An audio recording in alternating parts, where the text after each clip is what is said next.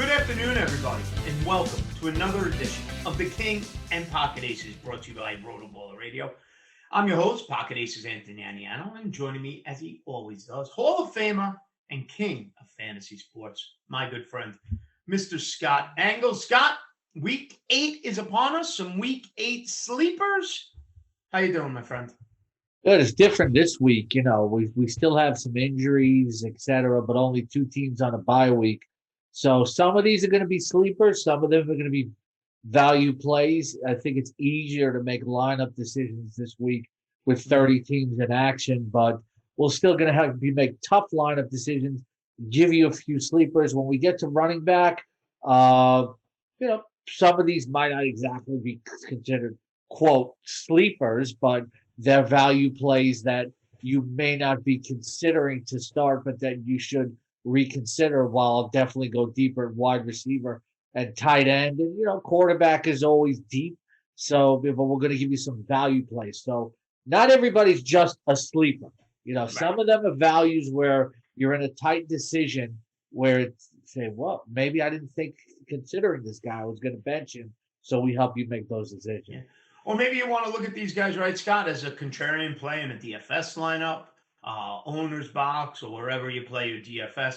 Maybe you go a little bit different. You diversify your lineups and utilize some of these lower cost players there. So let's get right to it. Guys, don't forget, head over to rotoballer.com, sign up for any premium package right now, save an additional 10%, use Scott's promotional code KING, my promotional code ACES. Hit the subscribe button right here to get all of the Rotoballer Radio content here on YouTube or wherever else you get the Rotoballer Radio podcast. Scott, let's start at the quarterback position. You're a sleeper value play quarterback with Lamar Jackson and Derek Carr on a bye. Dak Prescott, okay, some concerns about whether now he's going to play on Sunday maybe.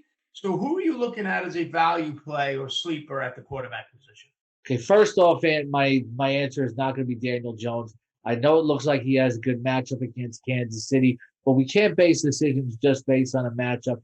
Daniel Jones is not playing well to take advantage of any matchup right now. And there's a lot of other more steady quarterbacks playing this week, so don't get too cute and try to use Daniel Jones just based on a matchup. I'm going to go with Carson Wentz against the Tennessee Titans. The Titans have been among the worst teams in terms of like fantasy points per game to opposing quarterbacks all year long. Great connection with Michael Pittman. Wentz has been playing really good the last few games. Every week he's throwing 2 touchdown passes with no interceptions, even ran for a score in his last game. And, Carson Wentz is looking poised. He's looking healthy, and he can at least give you a steady output. And there might be a little upside given this matchup. Now, the Titans defense has played really well lately, okay? Last 2 games, they've really come on. The pass rush has protected the secondary, but Wentz has also played really well, and I think he gets the best in this matchup.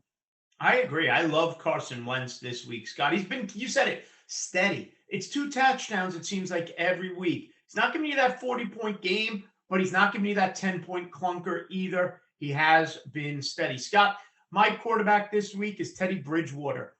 Maybe dabble in it a little bit in DFS or in a 2-quarterback league, or if you have Lamar Jackson and you're looking for a backup. Teddy Bridgewater against that Washington defense that's allowed 19 passing touchdowns already this year. Getting Jerry Jeudy back. Courtland Sutton's been very good. Teddy Bridgewater has 4 games this season over 20 fantasy points, and he has 7 touchdown passes in his last 3 games. Teddy Bridgewater against that Washington secondary. As long as they could keep the pass rush off of him, Teddy Bridgewater should have an opportunity to make a few plays and connect with Jeudy and Sutton for some touchdowns. Scott, who is your first running back value play sleeper of the week?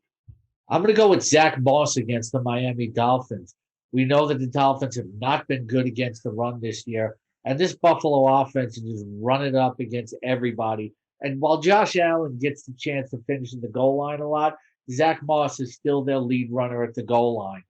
This game can get very ugly again where Moss rips up the second touchdown run. Sometimes he's more involved in terms of yardage, receptions, etc. Buffalo's really going to have their way this week.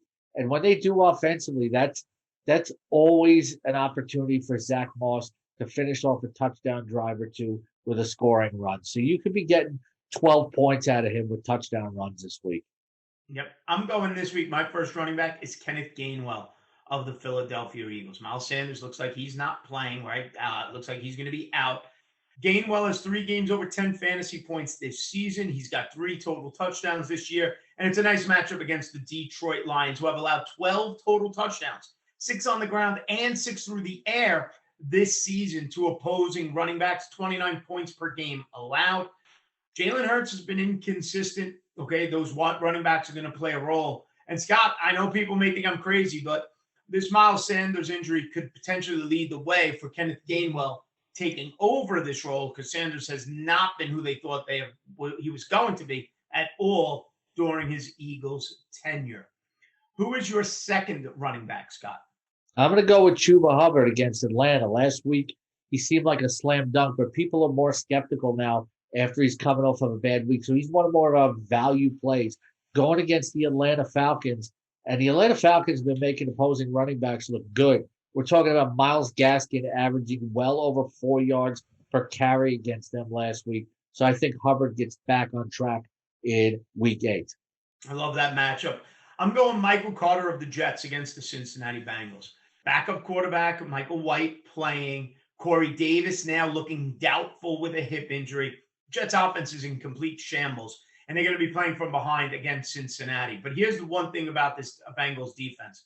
They allow receptions to running backs, 7.6 receptions per game. In a PPR format, Michael Carter can do what I love, and that's PPR him to death. He's got 3 straight games with 10 or more fantasy points. Okay, this could be another 5, 6, 7 reception type of output for Michael Carter. If they get near the goal line, he can run one in.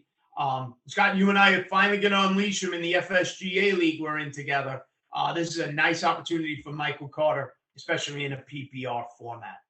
Scott, who is your first wide receiver sleeper value play of the week?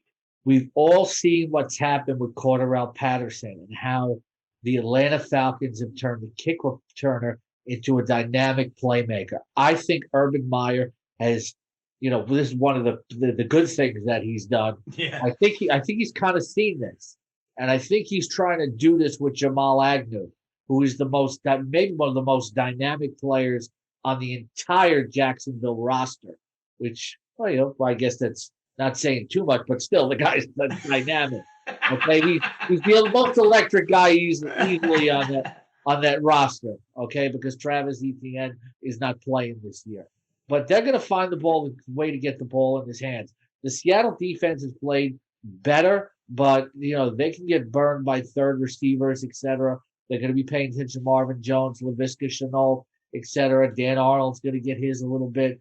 But Jamal Agnew can score from anywhere on the field, and I think he's a very sneaky play in seasonal. I have to use him in 2 leagues this week because of buys, and also in DFS. If he's a free agent, I think you can pick him up. Jamal Agnew is one of those guys where he could just tear off a big play at any time. And if you want an upside play and you're looking for wide receiver help, I think Jamal Agnew, the guy who's had tons of special teams return for touchdowns over the last few years, is going to get the ball into his hands more offensively going forward. Could see more of it this week. This guy could be a poor man's Cordarrelle Patterson. Interesting. I like that move. I have him in some spots as well. Cole Beasley of the Buffalo Bills against that Miami Dolphin defense. We're going to keep picking on Miami. Cole Beasley had 9 targets in his last outing, 7 catches, 88 yards, and a touchdown.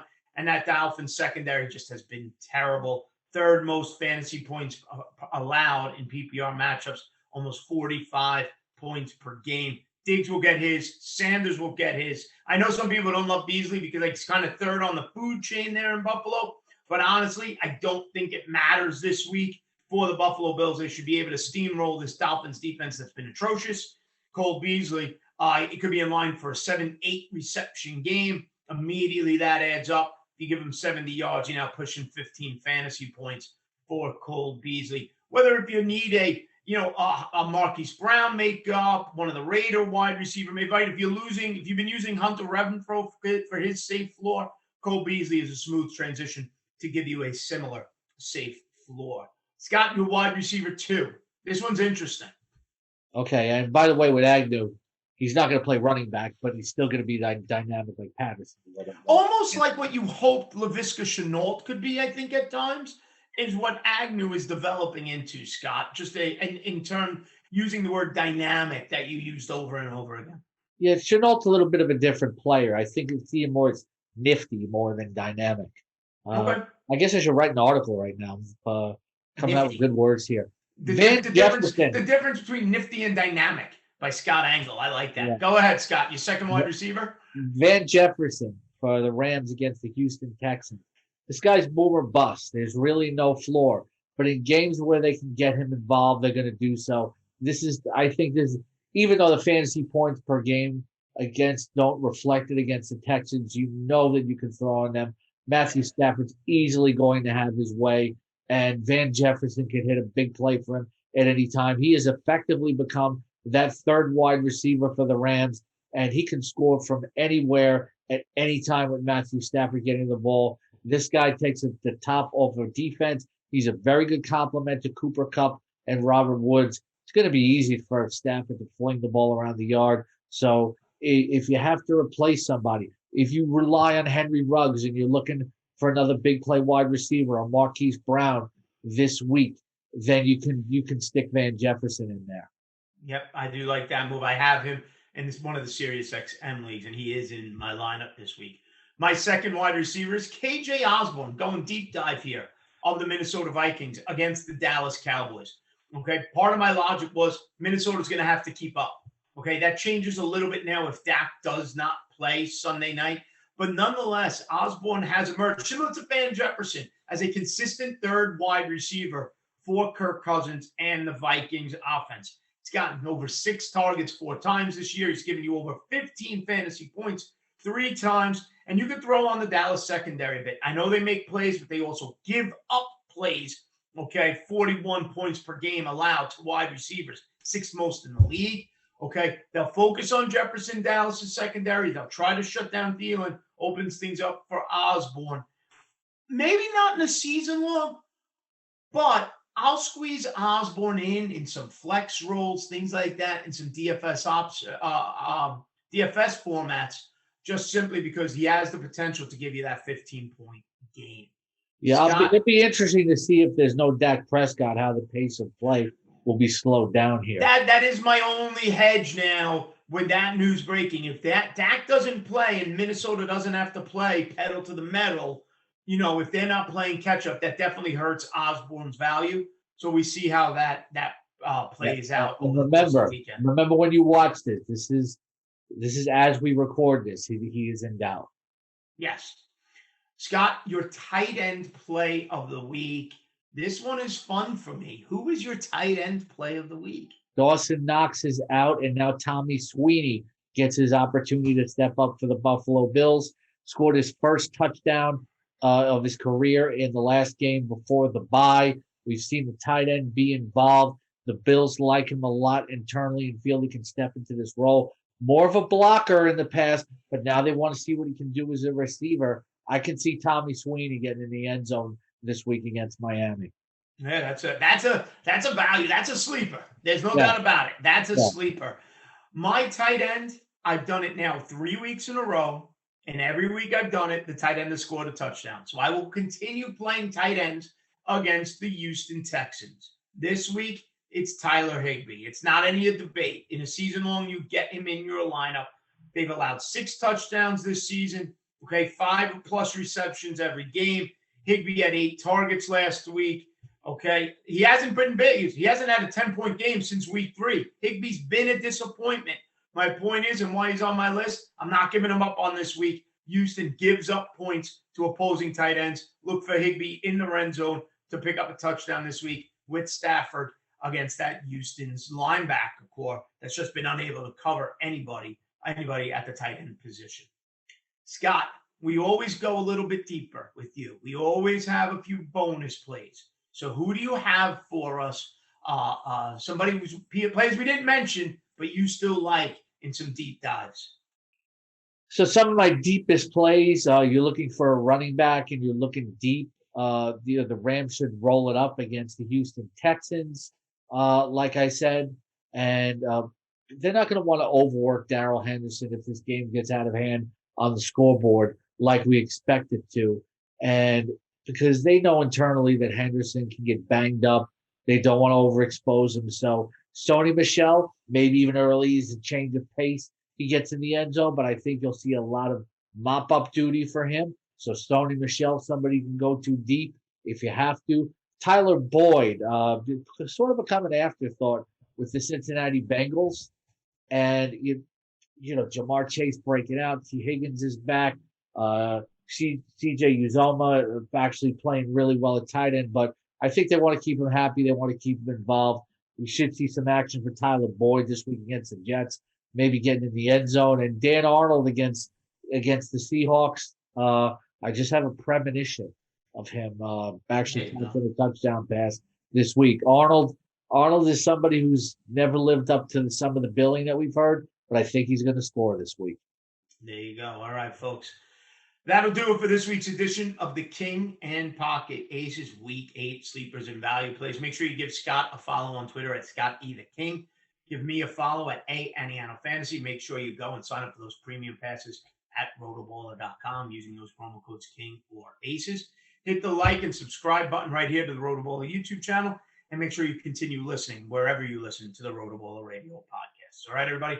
Have a terrific Halloween weekend. Enjoy the football on Sunday. Be smart. Be safe. Have a good one, folks.